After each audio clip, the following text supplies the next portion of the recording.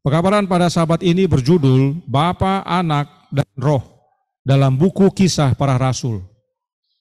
Kita akan belajar dalam buku Kisah Para Rasul siapa yang disebut Allah, siapa yang disebut anak Allah, dan apa serta siapa roh tersebut. Dan mengapa hal ini penting sekali kita ketahui. Apa maknanya bagi kehidupan kita sekarang ini? Buku Kisah adalah buku yang ditulis oleh Lukas. Dalam Injilnya, Lukas menuliskan dalam pasal 24 ayat 49. Kita baca, Lukas 24 ayat 49 berbunyi, "Dan aku akan mengirim kepadamu apa yang dijanjikan Bapakku. Tetapi kamu harus tinggal di dalam kota ini sampai kamu diperlengkapi dengan kekuasaan dari tempat tinggi." Yesus akan mengirimkan apa yang Bapaknya janjikan. Yesus tidak menggunakan kata ganti orang, tapi benda. Apakah yang dijanjikan oleh Bapa itu? Roh Kudus tentunya. Dan hal ini Yesus ulangi lagi menjelang dia naik ke sorga kembali kepada Bapa. Kisah pasal 1 ayat 4 dan 5. Pada suatu hari ketika ia makan bersama-sama dengan mereka, ia melarang mereka meninggalkan Yerusalem dan menyuruh mereka tinggal di situ menantikan janji Bapa, yang demikian katanya, "Telah kamu dengar daripadaku, sebab Yohanes membaptis dengan air, tetapi tidak lama lagi kamu akan dibaptis dengan Roh Kudus."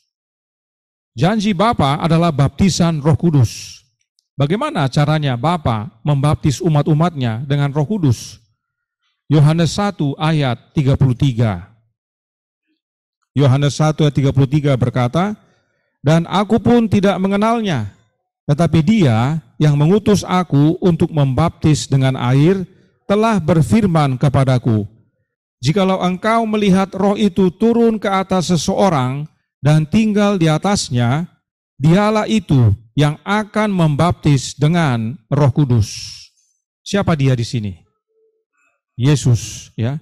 Jadi Yohanes menerima pesan dari yang mengutus dia, yaitu Bapa, bahwa kalau Yohanes melihat seseorang turun ke atasnya roh, dan di ayat yang lain dikatakan seperti burung merpati, maka orang itulah yang akan membaptis dengan Roh Kudus.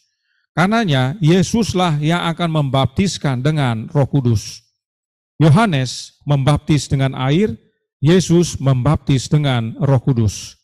Karenanya air dan roh sama.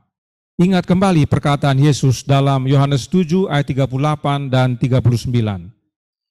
Yohanes 7 ayat 38 dan 39 berkata, "Barang siapa percaya kepadaku seperti yang dikatakan oleh kitab suci, dari dalam hatinya akan mengalir aliran-aliran air hidup." Yang dimaksudkannya ialah roh yang akan diterima oleh mereka yang percaya kepadanya. Sebab roh itu belum datang karena Yesus belum dimuliakan. Inilah dasarnya, air itu merupakan gambaran akan baptisan roh nantinya, yaitu setelah Yesus dimuliakan. Jadi, dari tulisan Lukas, kita dapat melihat dengan jelas bahwa Bapa yang menjanjikan baptisan Roh Kudus dan Bapa wujudkan melalui anaknya. Dan mengertilah para murid akan penjelasan Yesus ini dan diwakili oleh Petrus. Petrus berkata dalam Kisah 2 ayat 33, "Dan sesudah ia ditinggikan oleh tangan kanan Allah dan menerima Roh Kudus yang dijanjikan itu, maka dicurahkannya apa yang kamu lihat dan dengar di sini." Petrus mengerti bahwa yang dijanjikan Bapa itu adalah Roh Kudus yang diberikan melalui anaknya. Sebab Yesuslah yang membaptis dengan Roh Kudus. Karenanya Allah dalam ayat ini adalah Bapa itu sendiri. Jadi Bapa memberikan Roh Kudusnya kepada anaknya, dan kemudian anak Allah mencurahkan kepada para muridnya sebagai kegenapan janji Bapanya, bahwa mereka akan menerima baptisan Roh Kudus. Melalui penjelasan ringkas ini kita dapat melihat dengan jelas siapa Allah yaitu Bapa, dan siapa Anak, yaitu Yesus Kristus. Sekarang, apa dan siapa Roh Kudus itu? Nah, untuk melihat jawabnya, mari kita mulai dengan mempelajari pengalaman Ananias dan Safira. Karena pengalaman Ananias dan Safira ini sering dijadikan dasar oleh saudara-saudara kita kaum Trinitas sebagai bukti adanya oknum Allah Roh.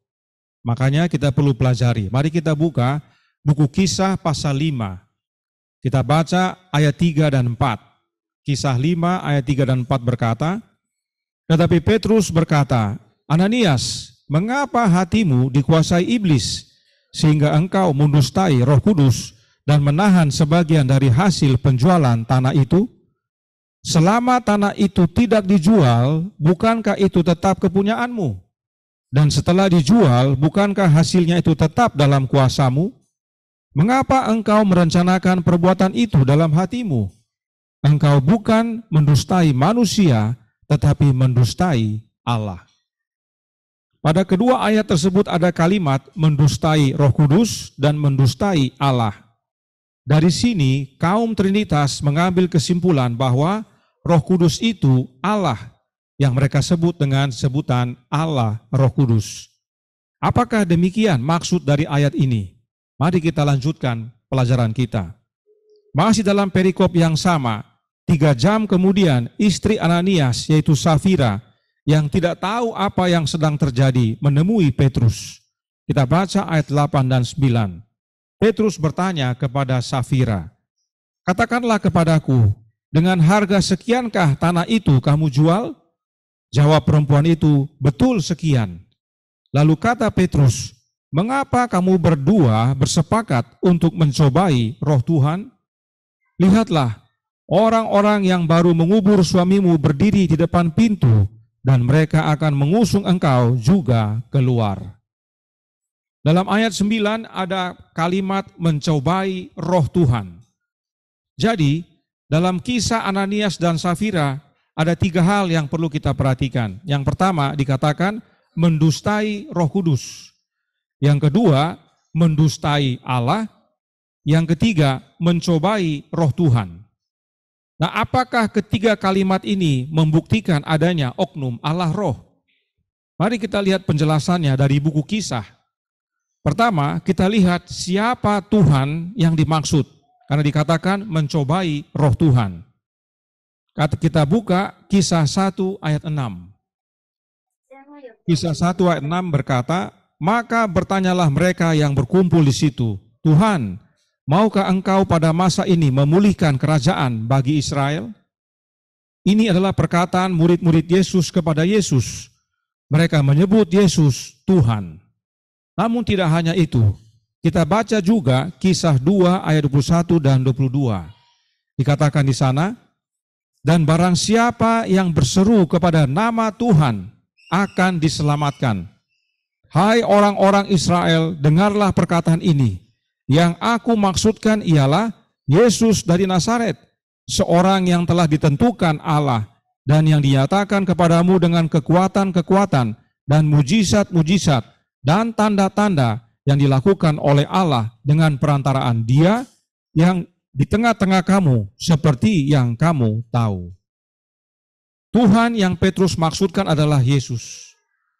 Tidak hanya itu, ada lagi yang lebih pasti. Kisah 2 ayat 36.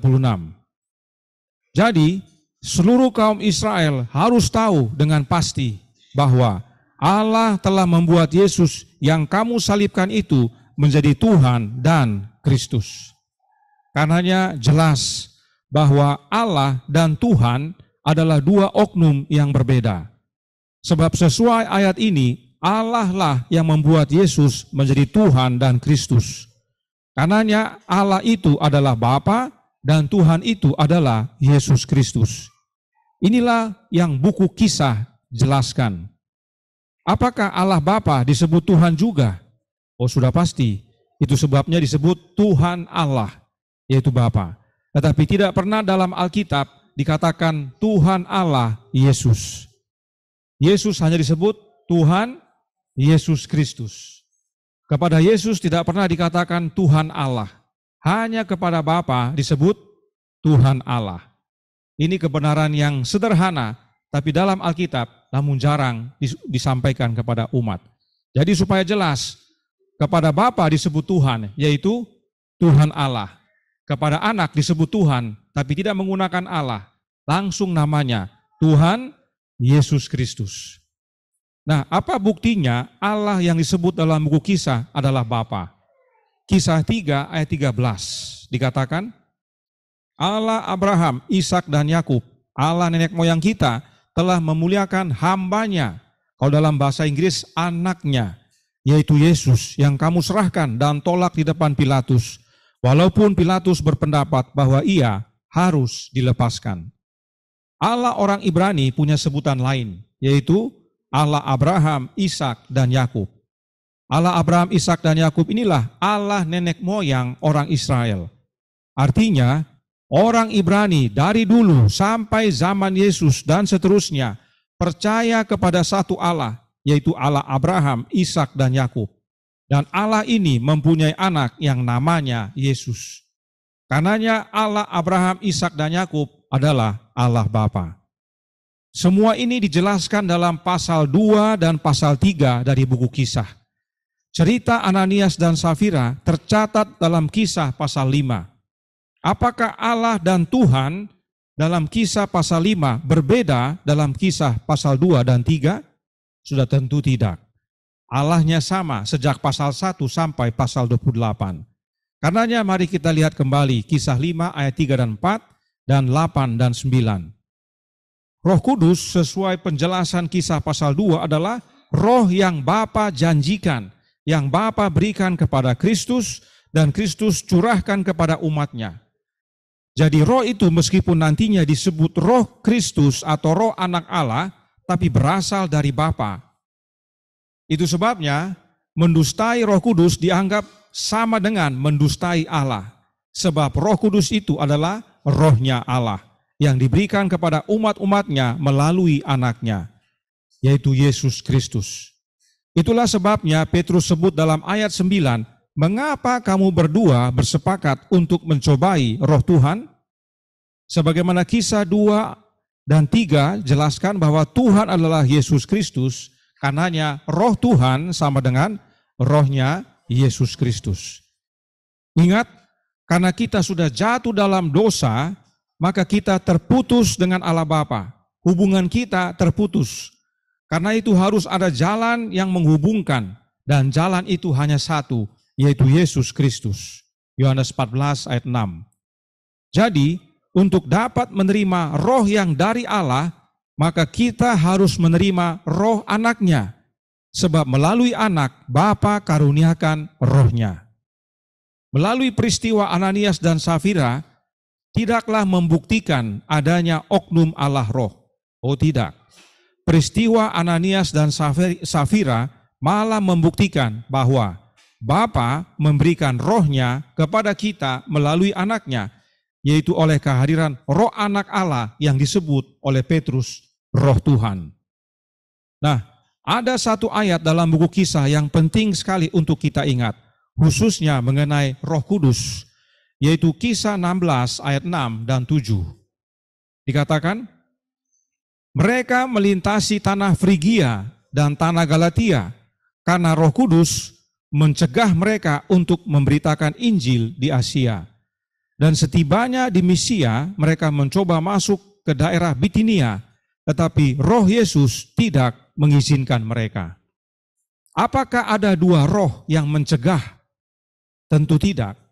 Hanya ada satu Roh Kudus yang dicurahkan pada hari Pentakosta, yaitu rohnya Yesus. Kembali bagi yang tidak sempat hadir pada Rabu malam kemarin, saya ada berbincang-bincang dengan seorang pendeta di Sumatera. Maaf, saya ulangi, dengan seorang pendeta di Kupang. Dia lulusan dari sekolah Advent yang di Sumatera, Surya Nusantara. Dia pendeta muda dan dia menikahi seorang wanita Batak. Itu sebabnya dia bersekolah di Sumatera. Dia bertemu dengan istrinya di sana. Saudaranya, saudara iparnya hadir dalam acara Bible Camp kemarin yang di Medan. Dan saudaranya ini rindu iparnya ini belajar juga. Karenanya saudaranya ini yang hadir di acara Bible Camp di Medan memberikan nomor saya kepada sang pendeta. Pendek cerita, kami akhirnya terhubung dan kami berdiskusi 2 jam.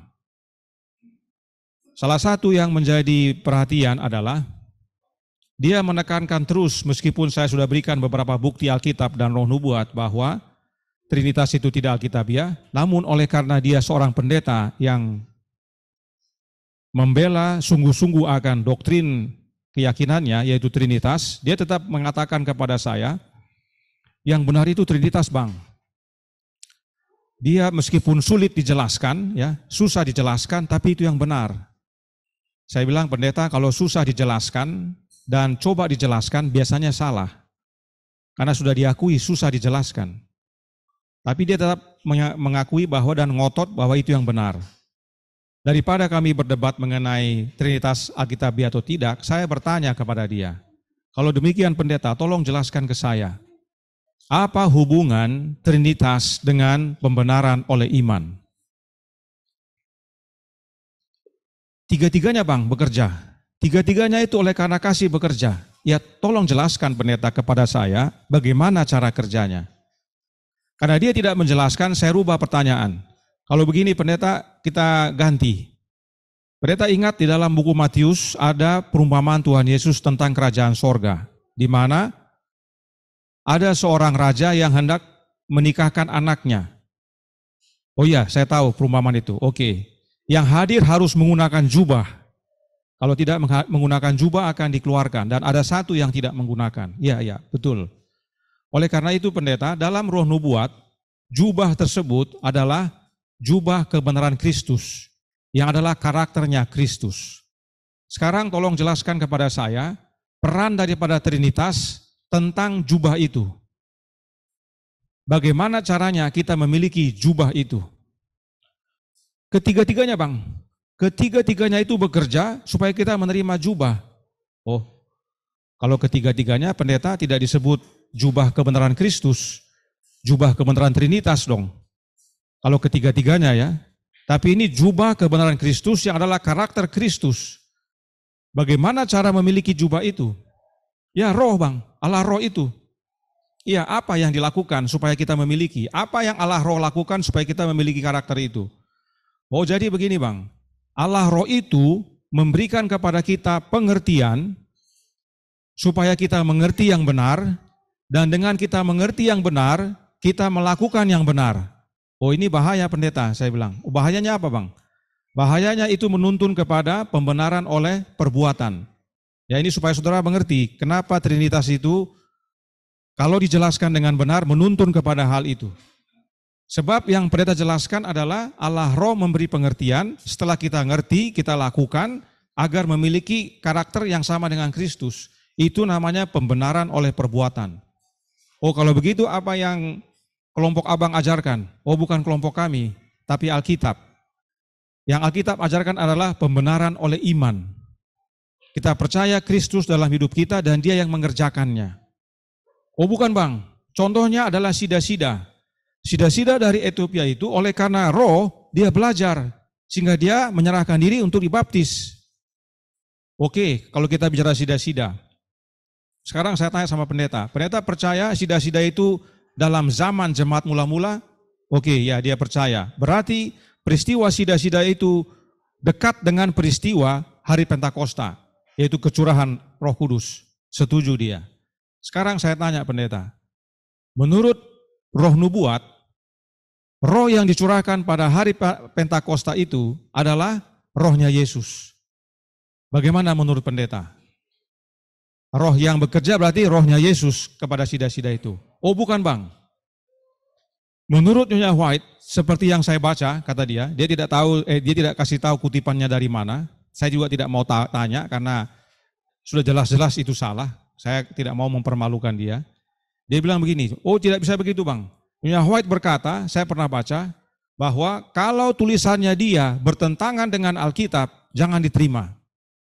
Oh, ada begitu pendeta? Ya ada, Bang, ada. Jadi kalau dia bilang roh Kristus, tapi Alkitab bukan bilang roh Kristus, jangan terima tulisannya dia. Oh begitu, oke. Baik kalau gitu saya terima itu. Tapi sekarang tolong jelaskan kepada saya, Kisah 16 ayat 7 ini. Bagaimana itu Bang? Dia tidak ingat, saya bacakan. Saya bilang begini isinya pendeta. Dan setibanya di Misia, mereka mencoba masuk ke daerah Bitinia, tapi roh Yesus tidak mengizinkan mereka. Nah, roh Yesus ini rohnya siapa pendeta? Terus saya tanya lagi, karena belum jawab saya tanya lagi. Apakah ada dua roh pendeta yang dicurahkan? Allah roh dengan roh Yesus. Oh tidak Bang, cuman Allah roh kudus. Lalu roh Yesus ini siapa? Ya. Allah roh kudus di mana? Dia bilang Allah roh kudus ada Bang. Lalu kok yang melarang Yesus, di mana dia? Aku nggak tahu Bang. Ya. Aku nggak tahu di mana dia. Tapi Allah roh kudus yang dicurahkan. Ya. Saya bukan mau mempermalukan dia, tapi demikianlah fakta. Ya, saya tidak rekam. Itu sebabnya kemarin waktu saya bersaksi, saya minta direkam supaya kalau ada yang bertanya kapan-kapan, saya masih ingat apa yang saya sampaikan. Karena saya tidak mau mempermalukan dia, tapi itulah fakta yang terjadi dalam gereja Advent.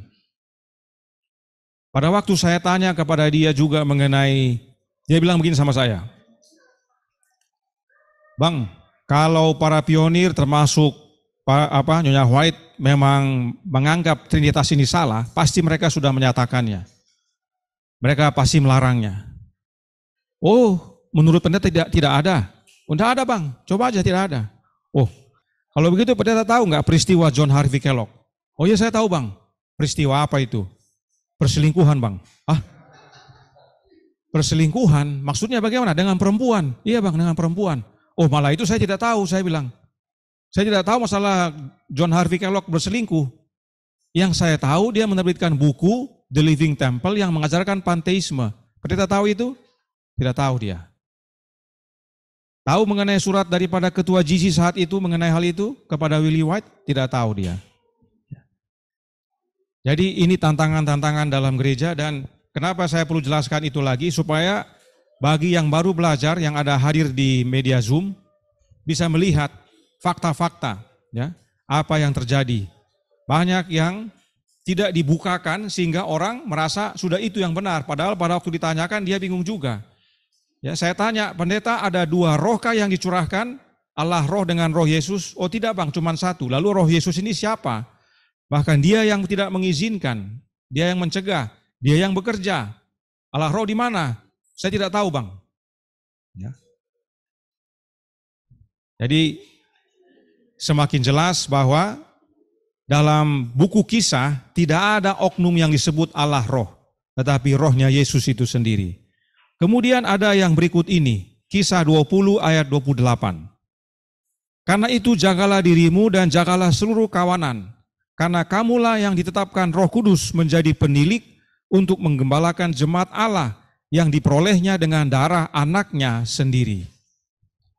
Dalam kutipan ini terkesan ada dua oknum, yaitu Roh Kudus dan anaknya. Bahkan perhatikan Roh Kudus itu punya anak. Kalimatnya lihat. Yang menetapkan adalah Roh Kudus, yang Roh Kudus peroleh dengan darah anaknya sendiri. Sebabnya di sini kita tidak tahu siapa, bisa Roh Kudus atau orang lain.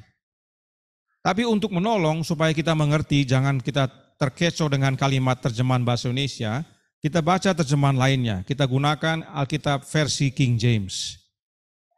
Dikatakan di sana, take heed therefore unto yourselves and to all the flock over the which the Holy Ghost hath made you overseers, to feed the church of God, which he hath purchased with his own blood. Bahasanya tidak terlalu sulit ya. Untuk membantu kita baca terjemahannya. Bagian bawah, karena itu jagalah dirimu dan jagalah seluruh kawanan, karena kamulah yang ditetapkan Roh Kudus menjadi penilik untuk menggembalakan jemaat Allah yang telah dibelinya dengan darahnya sendiri. Berarti yang membeli punya darah, setuju? Ya, yang membeli itu yang punya darah. Nah, dikatakan kamu ditetapkan oleh Roh Kudus jadi penilik untuk gembalakan jemaat Allah yang telah dibelinya. Berarti yang beli siapa? Roh Kudus yang beli. Tapi yang beli ini punya darah. Berarti Roh Kudus itu siapa? Yesus itu sendiri.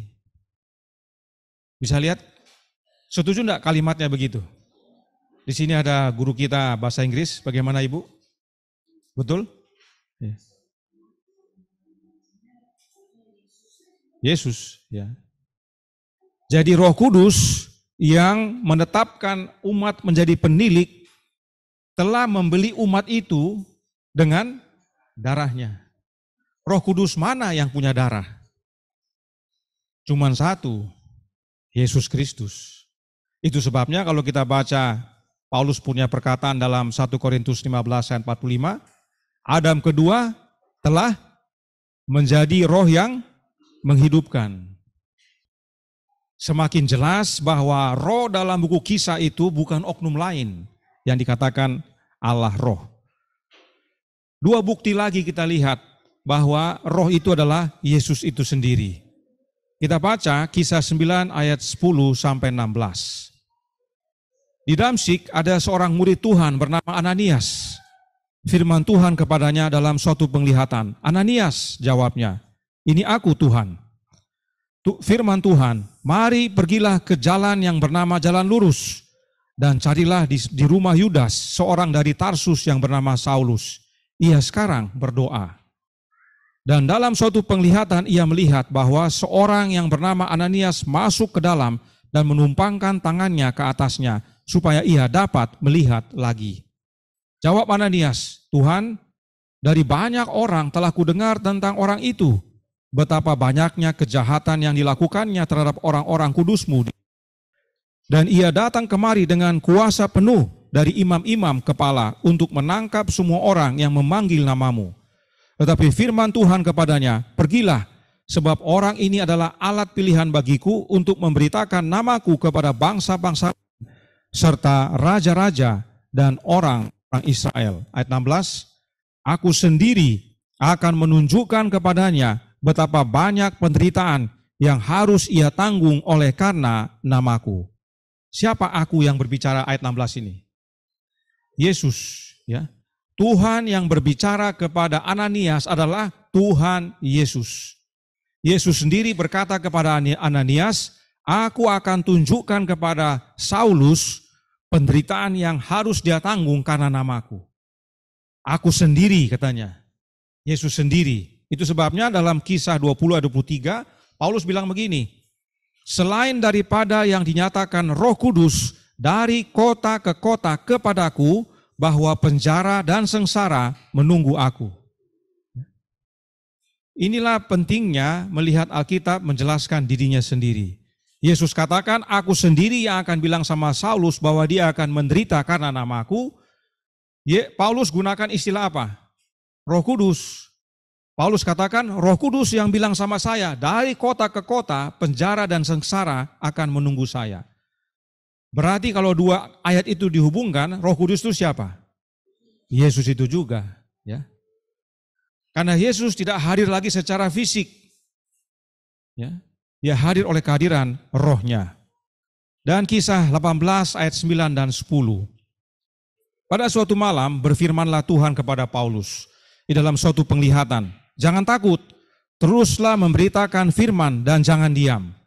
Sebab aku menyertai engkau dan tidak ada seorang pun yang akan menjamah dan menganiaya engkau. Sebab banyak umatku di kota ini. Siapa yang berbicara kepada Paulus di sini? Yesus. Ingat kembali dalam Kisah 1 ayat 6 tadi dengan Kisah 2, 3, 6. Yesus disebut Tuhan. Berfirmanlah Tuhan kepada Paulus, berfirmanlah Yesus kepada Paulus. Dan Yesus katakan, aku menyertai engkau dan tidak ada seorang pun yang akan menjamah dan menganiaya engkau. Sebab Yesus sudah berjanji bahwa dialah yang menyertai kita sampai kesudahan. Nah, coba renungkan ayat berikut ini. Kenapa direnungkan? Maksudnya kita bayangkan. Kisah 19 ayat 15. Tetapi roh jahat itu menjawab, Yesus aku kenal dan Paulus aku ketahui. Tapi kamu, siapakah kamu? Ini adalah 7 orang anaknya Skewa yang coba-coba menggunakan nama Yesus untuk mengusir roh jahat. Roh jahat artinya setan. Setan berkata, Yesus kenal, Setan kenal Yesus, setan juga kenal Paulus. Nah, jika Allah Roh Kudus yang dicurahkan pada hari Pentakosta, mengapa setan tidak berkata, Allah Roh juga aku kenal? Tapi setan hanya bilang, aku kenal Yesus, aku kenal Paulus. Sebab keduanya yang bekerja zaman itu. Yesus pilih Paulus untuk menjadi saksi bagi bangsa-bangsa lain dan akan menderita oleh karena namanya. Dan Yesus katakan, aku menyertai kamu. Tidak ada yang akan jamah kamu. Saya yang sertai. Lalu kemana Allah Roh? Kalau memang Allah Roh ada, setan pasti akui juga. Oh, saya kenal itu. Ya, tapi tidak. Alkitab tidak nyatakan. Dan buku Kisah katakan, oleh karena peristiwa ini, maka makin masyurlah nama Yesus. Sebab yang bekerja adalah Yesus bersama umatnya untuk memberitakan namanya, maka yang masyhur adalah nama Yesus, bukan nama Allah Roh. Tapi sekarang orang katakan Bapa dan Anak di sorga, yang ada di dunia ini hanya Allah Roh. Buku Kisah tidak menyatakan demikian. Nah, sekarang saat kita membaca ayat-ayat berikut ini, siapakah Roh Kudus yang dimaksudkan? Kisah 15 ayat 28. Sebab adalah keputusan Roh Kudus dan keputusan kami, supaya kepada kamu jangan ditanggungan lebih banyak beban daripada kami yang perlu ini. Ayat ini digunakan oleh kaum Trinitas sebagai bukti adanya oknum Allah Roh. Ya, karena dikatakan Roh itu membuat keputusan. Tidak ada oknum yang, maaf saya ulangi, tidak ada yang bukan oknum yang bisa buat keputusan. Oleh karena itu mereka jadikan ini dasar bahwa Allah Roh itu ada. Sebab Roh itu membuat keputusan. Tapi dari yang kita sudah pelajari, siapa Roh yang dimaksudkan? Yesus sendiri. Tidak heran, Yesuslah yang membuat keputusan, karena Dia yang menyertai umat-umatnya. Kemudian ayat berikut, Kisah 13 ayat 2. Pada suatu hari ketika mereka beribadah kepada Tuhan dan berpuasa, berkatalah Roh Kudus, khususkanlah Barnabas dan Saulus bagiku untuk tugas yang telah kutentukan bagi mereka. Dikatakan sini Roh Kudus berbicara atau berkata. Bukan karena Roh Kudus berbicara dan membuat keputusan, maka langsung dapat diputuskan bahwa Roh Kudus itu adalah oknum yang lain. Roh Kudus yang berbicara dan memutuskan tersebut adalah Rohnya Yesus yang kudus. Apakah buktinya bahwa Roh Kudus yang berbicara adalah Yesus? Perhatikan, Roh Kudus berkata, untuk tugas yang telah kutentukan bagi mereka. Yang menentukan tugas itu adalah Roh Kudus. Mari kita baca Kisah 9 ayat 15 dan Kisah 22 ayat 21. Siapa yang menentukan? Kisah 9 ayat 15 berkata, tetapi firman Tuhan kepadanya, pergilah, sebab orang ini adalah alat pilihan bagiku untuk memberitakan namaku kepada bangsa-bangsa lain, serta raja-raja dan orang-orang Israel. Kisah 22 ayat 21, tetapi kata Tuhan kepadaku, pergilah, sebab aku akan mengutus engkau jauh dari sini kepada bangsa-bangsa lain. Dalam ayat-ayat ini yang berbicara adalah Tuhan Yesus. Yesus berbicara kepada Paulus. Yesus pilih Paulus dan tugaskan Paulus jadi saksinya bagi bangsa-bangsa lain. Karenanya Roh Kudus yang memutuskan dan berbicara dan menyuruh Paulus dalam Kisah 13 ayat 2 tadi tidak lain adalah Yesus itu sendiri. Sebab Yesuslah yang menentukan tugas bagi Paulus. Dari sejak awal. Tidak ada dua yang melarang, tidak ada dua yang menyuruh, tidak ada dua yang menugaskan. Hanya satu, yaitu Yesus. Dialah yang berjanji menyertai. Sekarang saudaraku dalam Tuhan, apa pentingnya kita mengenal siapa Bapa, siapa Anak, dan siapa Roh Kudus dalam buku Kisah Para Rasul ini?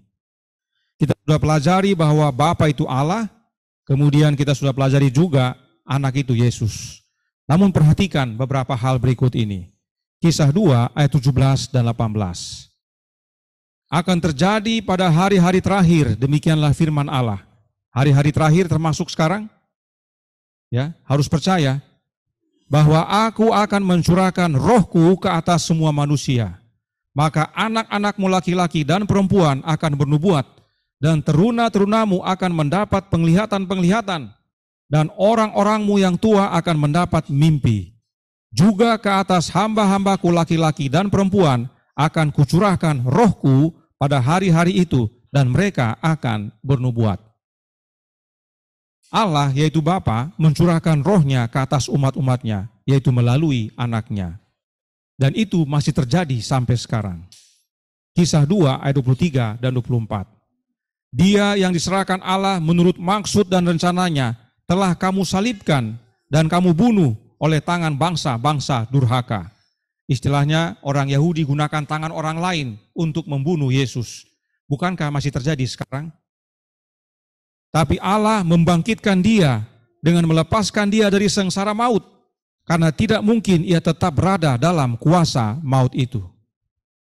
Ayat 23 adalah pernyataan tentang rencana keselamatan, yaitu apa? Karena begitu besar kasih Allah akan kita semua, sehingga dia mengaruniakan anaknya yang tunggal, menjadi korban pendamaian dosa, supaya barang siapa yang percaya tidak binasa, tapi beroleh hidup yang kekal. Dan ayat 24, suatu pekabaran penting bagi kita. Itu Allah membangkitkan dia. Oleh kebangkitan inilah keselamatan itu menjadi bagian kita. Dan ini berulang-ulang dinyatakan dalam buku Kisah. Kisah 2 ayat 32. Yesus inilah yang dibangkitkan Allah, dan tentang hal itu kami semua adalah saksi. Petrus katakan kami semua ini saksi. Kami yang murid-muridnya ini saksi dia dibangkitkan Allah. Saudaraku dalam Tuhan, gereja Advent yang sekarang ini mengajarkan secara halus, ya. Saya katakan secara halus karena mereka tidak belak-belakan. Ikuti penjelasan sebelumnya. Mereka secara halus menyatakan bahwa Yesus itu membangkitkan dirinya sendiri. Padahal ada saksi. Saksi katakan Bapa yang bangkitkan Yesus. Tapi yang bukan saksi ini bilang yang lain. Saudara pilih mana? Saya pilih yang saksi. Saksi bilang Yesus dibangkitkan. Coba perhatikan dalam buku Kisah. Beberapa kali diulang. Kisah 3 ayat 15. Allah telah membangkitkan dia dari antara orang mati. Kisah 3 ayat 26. Allah membangkitkan hambanya. Kisah 4 ayat 10, Yesus Kristus orang Nazaret yang telah kamu salibkan, tetapi yang telah dibangkitkan Allah dari antara orang mati. Kisah 5 ayat 30, Allah nenek moyang kita telah membangkitkan Yesus. Kisah 13 ayat 30, Allah membangkitkan dia dari antara orang mati. Kisah 13 ayat 34, Allah telah membangkitkan dia dari antara orang mati. Kisah 13 ayat 37, Yesus yang dibangkitkan Allah.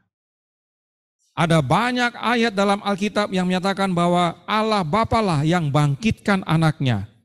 Yesus tidak membangkitkan dirinya sendiri. Nah, kenapa gereja Advent melalui doktrin Trinitasnya mengajarkan Yesus bangkit sendiri?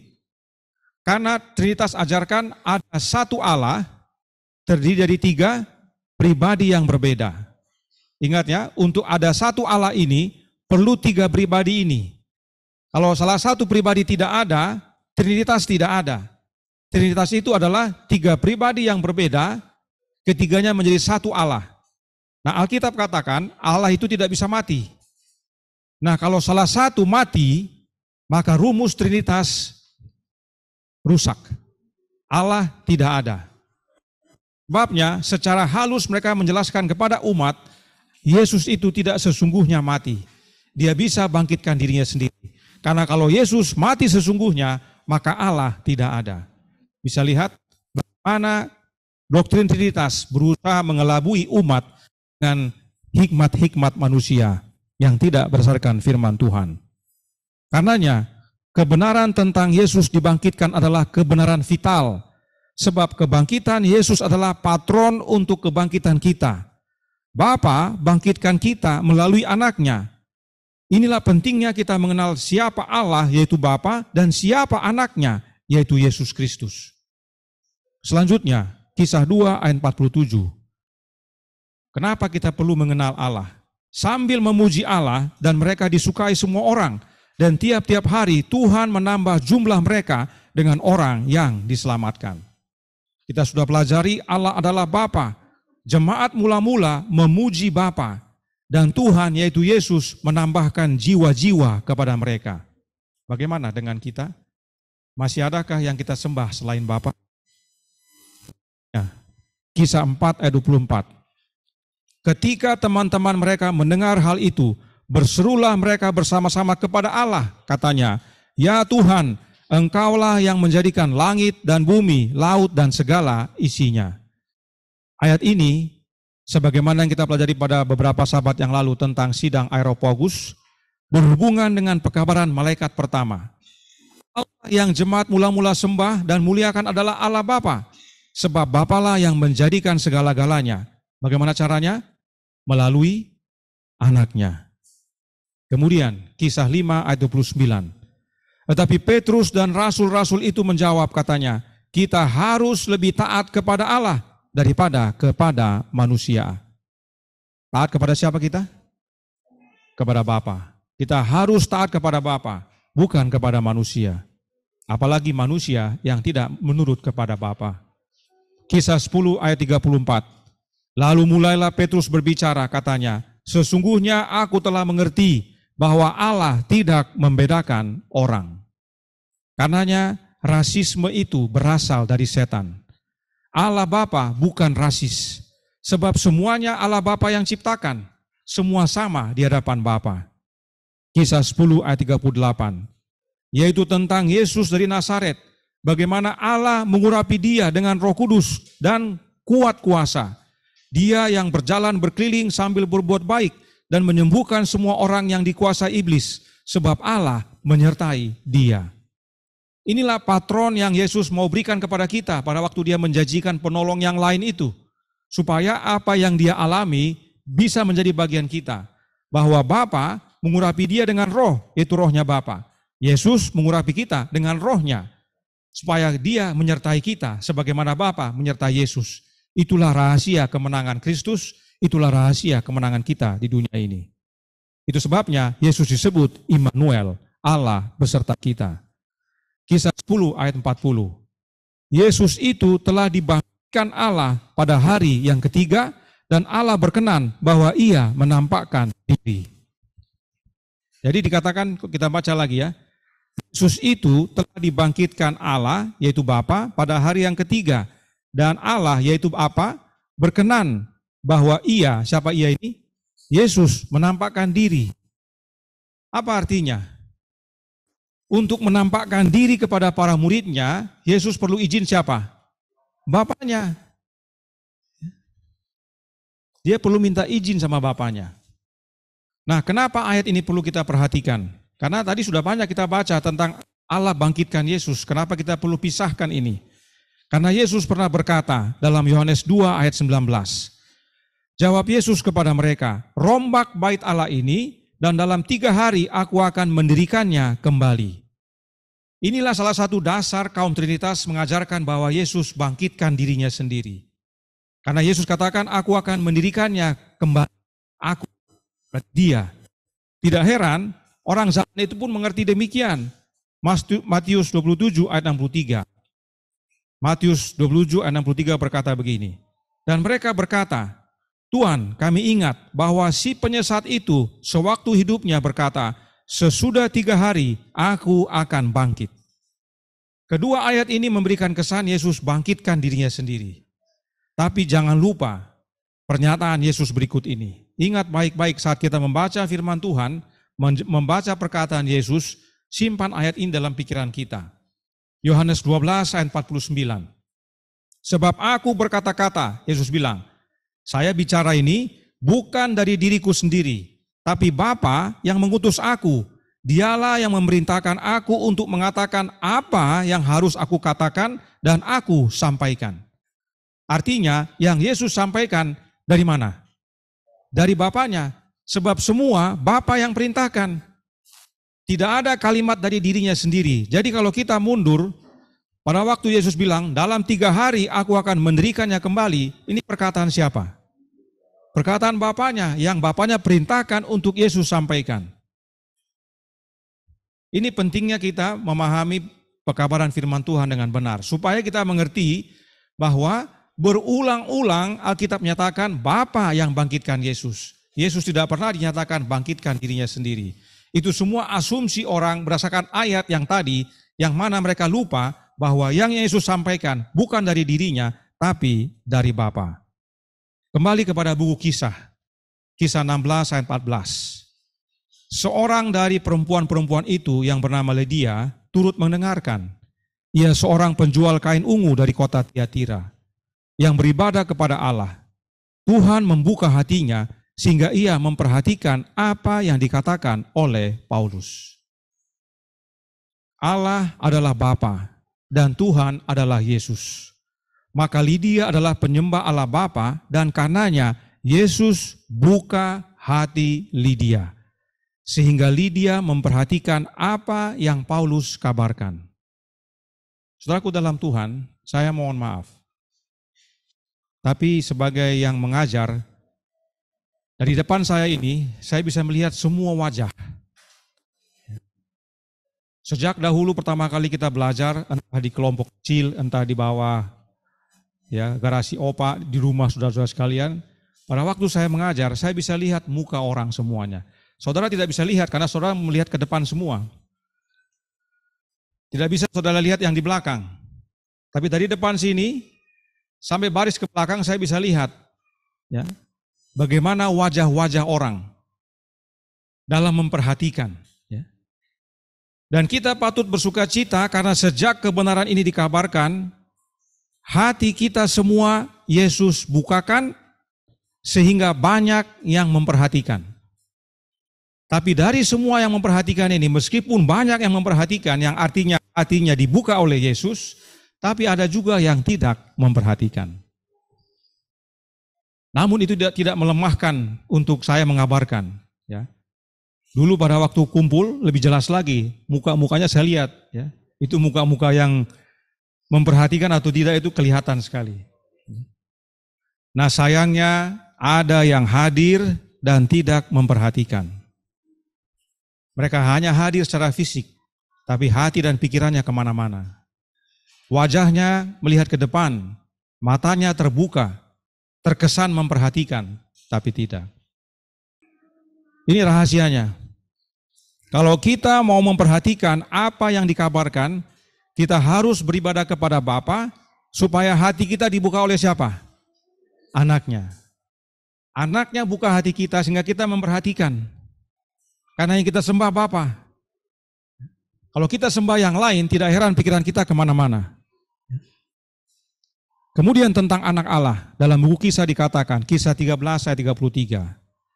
Telah digenapi Allah kepada kita, keturunan mereka dengan membangkitkan Yesus, seperti yang ada tertulis dalam Mazmur kedua.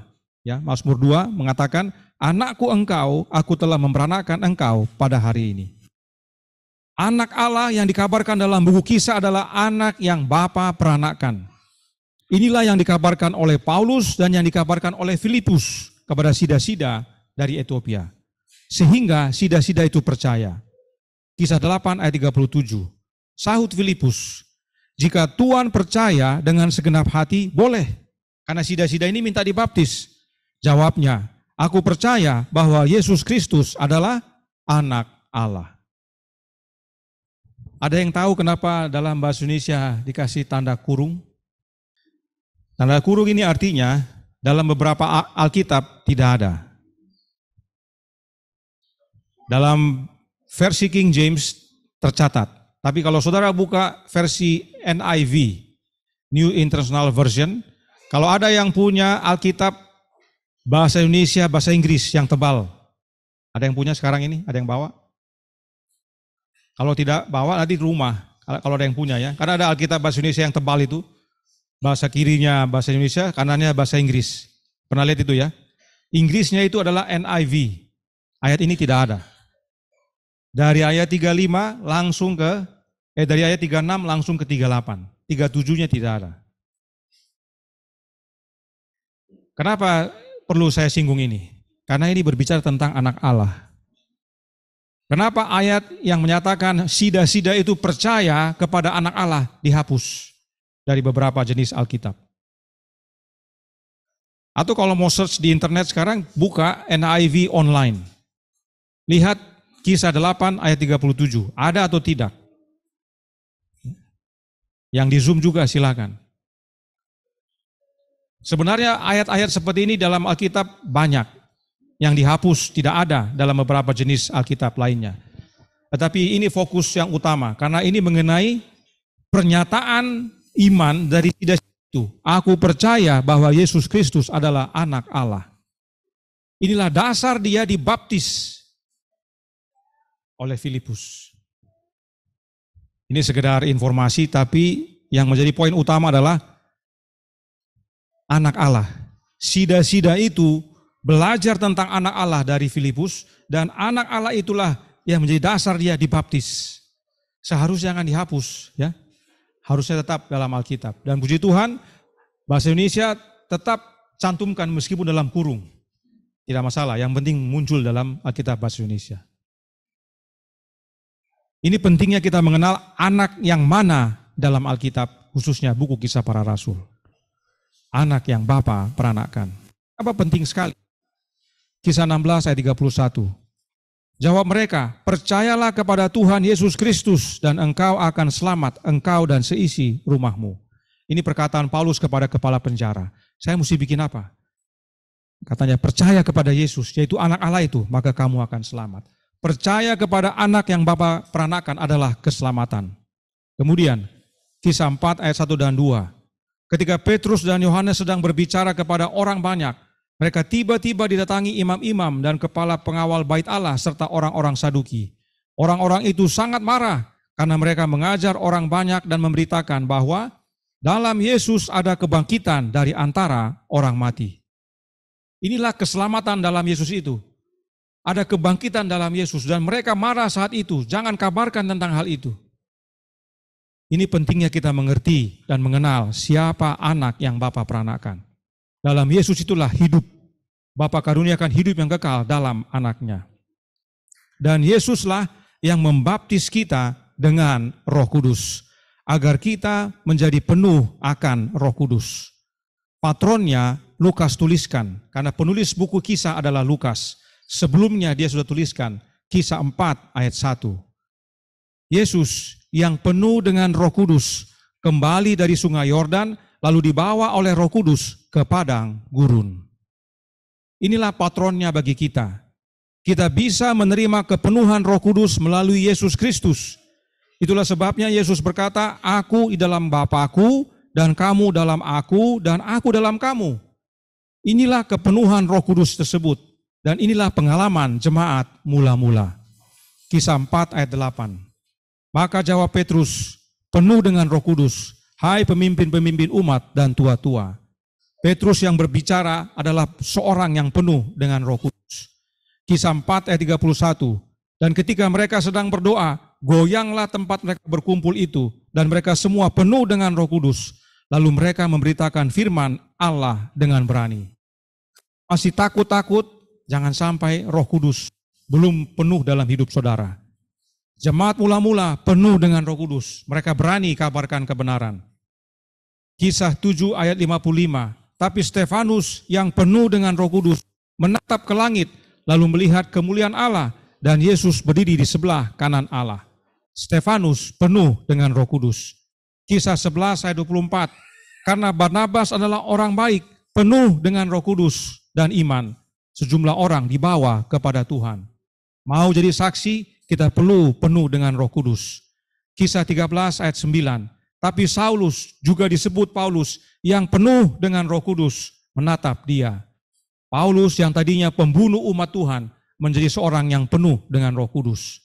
Kisah 13 ayat 52.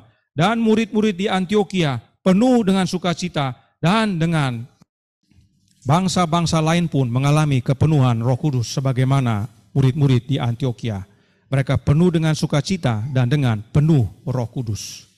Pertanyaannya, bagaimana dengan kita? Bagaimana dengan kelompok serayu yang mengaku sudah mengenal Bapa dan Anak? Adakah kita sudah penuh dengan Roh Kudus? Roh yang adalah rohnya Yesus itu. Kenapa kita penting mengalami kepenuhan Roh Kudus yang adalah Yesus itu? Kolose 2 ayat 9 dan 10. Sebab dalam Dialah berdiam secara jasmaniah seluruh kepenuhan kealahan. Dan kamu telah dipenuhi di dalam Dia. Dialah kepala semua pemerintah dan penguasa. Jika kita menerima kepenuhan Roh Kudus, maka kita menerima kepenuhan dalam Yesus. Dan jika kita menerima kepenuhan dalam Yesus, maka itu sama dengan menerima kepenuhan seluruh kealahan. Itulah yang Nyonya White katakan partaker of divine nature. Mengambil bagian dalam alamiah ilahi. Untuk apa? Untuk keselamatan tentunya. Kolose 1 ayat 19 sampai 22, perikop terakhir. Karena seluruh kepenuhan Allah berkenan diam dalam Dia, yaitu dalam Yesus. Dan oleh Dialah Ia memperdamaikan segala sesuatu dengan dirinya, baik yang ada di bumi maupun yang ada di sorga. Sesudah Ia mengadakan pendamaian oleh darah salib Kristus. Juga kamu yang dahulu hidup jauh dari Allah dan yang memusuhinya. Karena apa? Karena dosa. Karena dosa kita jauh dari Allah. Kita memusuhi Allah dalam hati dan pikiran seperti yang nyata dari perbuatanmu yang jahat. Sekarang diperdamaikannya di dalam tubuh jasmani Kristus oleh kematiannya untuk menempatkan kamu kudus dan tak bercela dan tak bercacat di hadapannya. Ada kita bisa berdiri di hadapan Bapa dengan satu noda? Tidak bisa. Oleh karenanya kita harus penuh dengan Roh Kudus. Jangan puas dengan hidup kita sekarang ini. Kita harus mau seperti jemaat mula-mula, penuh dengan Roh Kudus. Menyembah Bapa, mengenal anaknya, dan menerima roh anaknya dalam hidup kita. Karenanya pagi hari ini kita akan berdoa. Ini sudah mau akhir tahun. Adakah hidup kita masih sama dengan tahun sebelumnya? Atau tahun 2017 pertama kali kita mengenal akan kebenaran ini? Apakah sama atau ada perubahan? Ada pertumbuhan? Atau ada pertobatan? Hari ini kita doakan. Demikian juga dengan yang di Zoom. Kita akan berdoa berkelompok. Entah keluarga di Zoom silakan, sendiri silakan, berkelompok silakan. Tapi di sini kita berdoa berkelompok. Mulai dari Anton ke depan, satu kelompok. Tulang Ben ke belakang, satu kelompok. Kemudian Saudara Wilson ke depan, satu kelompok. Opa ke belakang, satu kelompok. Kita akan berdoa. Kita minta agar kita dipenuhi oleh Roh Kudus. Kita jarang berdoa untuk kepenuhan Roh Kudus. Kita hanya belajar Bapa dan Anak, kita tahu Roh itu siapa, tapi kita tidak alami. Itulah pekabaran tadi malam. Kita tahu makan roti itu bikin kenyang. Kita tahu minum air itu bikin segar, menghapuskan akan dahaga kita. Tapi kita tidak lakukan. Tidak kita makan, tidak kita minum. Hari ini, mulai sekarang, supaya tahun depan kita lebih baik lagi. Tidak angin-anginan lagi, tidak lau-lau lagi. Kita sungguh-sungguh bekerja bagi Tuhan. Kita percaya Yesus datang segera. Kita perlu kepenuhan Roh Kudus. Mari kita bentuk kelompok, yang di belakang mungkin boleh di belakang, atau mau di luar pun silakan. Yang di depan sini kita duduk di depan sini bertelut, yang di Zoom juga bertelut. Nanti kita akan tutup dalam doa. Mari kita semua berdoa. Dalam kelompok masing-masing, kalau ada yang mau disaksikan, disampaikan, permohonan maaf atau apapun itu silakan. Hati dengan hati harus bersatukan. Mari kita berdoa. Kami bersyukur dan memuji Tuhan atas kesempatan ini. Bahkan anak-anak tadi juga mereka berdoa dengan sungguh-sungguh. Kita perlu sering banyak berdoa sebagaimana Yesus datang segera. Kita harus melihat kepada Yesus yang adalah pemimpin dan penyempurna iman kita. Oleh karena itu kita harus banyak berdoa. Informasi itu hanya sebagai tambahan. Itu pun kita harus uji. Yang utama adalah pekabaran firman Tuhan dan dari tulisan Roh Nubuat. Karenanya jangan salah fokus. Sebagaimana kita akhiri tahun ini jangan salah fokus. Fokus kita adalah Christ in you. Mari kita berdoa sungguh-sungguh untuk kepenuhan roh itu. Supaya tahun depan kita lebih lagi. Pekabaran kita lebih meluas, pergerakan kita lebih penuh kuasa. Dan teristimewa, umat-umat yang ada di sini dan juga yang di Zoom, dimanapun berada kita semakin dipersatukan. Orang melihat persatuan yang seperti jemaat mula-mula, maka Yesus akan tambahkan jiwa-jiwa. Kiranya ini menjadi sukacita bagi kita semua. Sekali lagi kita berdoa. Bapa kami yang di sorga, Allah pencipta langit dan bumi, laut dan segala isinya, Allah yang maha besar, maha kuasa, sumber segalanya, yang kami sembah selalu melalui anak-Mu yang tunggal, Yesus Kristus. Terima kasih atas nasihat firman-Mu melalui pengalaman umat mula-mula di buku Kisah. Terima kasih atas pelajaran tentang Bapa, Anak, dan Roh dalam buku Kisah. Dan teristimewa peringatan bagi kami untuk sama seperti jemaat mula-mula, kami penuh dengan Roh. Kami sebagai umat-umat-Mu yang sudah belajar, sudah tahu siapa Allah, sudah tahu siapa Tuhan, sudah mengenal anak yang Bapa peranakkan, tetapi kami belum menerima Roh-Nya. Hidup kami masih datang dan pergi, nyala dan mati. Tuhan, biarlah melalui hari ini, mulai hari ini, sebagaimana kami menjelang penutupan tahun dan membuka tahun yang baru, pembaharuan bagi hidup kami, khususnya bagi hamba-Mu yang sering dan bahkan selalu menyampaikan pekabaran firman-Mu. Biarlah sebagaimana Kristus, perkataan hamba-Mu datang daripada-Mu ya Bapa, bukan dari diri hamba-Mu sendiri, yang mana sudah banyak menyakiti perasaan orang. Karenanya ampuni, agar kiranya pengalaman ke depan menjadi lebih baik lagi. Ampuni hamba-Mu yang telah menyakiti perasaan di jemaat, baik di kelompok serayu maupun yang di media Zoom, ataupun yang mengikuti melalui media online. Biarlah melalui pengalaman ini ke depan kami semua, teristimewa hamba-Mu yang mengajar, menjadi lebih baik lagi, menjadikan Kristus yang terutama, menyertai, sehingga pengalaman Paulus, pengalaman Petrus, pengalaman jemaat mula-mula menjadi bagian kami semua.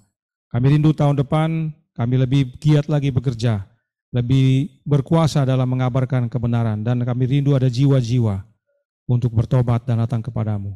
Dan teristimewa, kami semakin bersedia, karena kami percaya Yesus datang segera.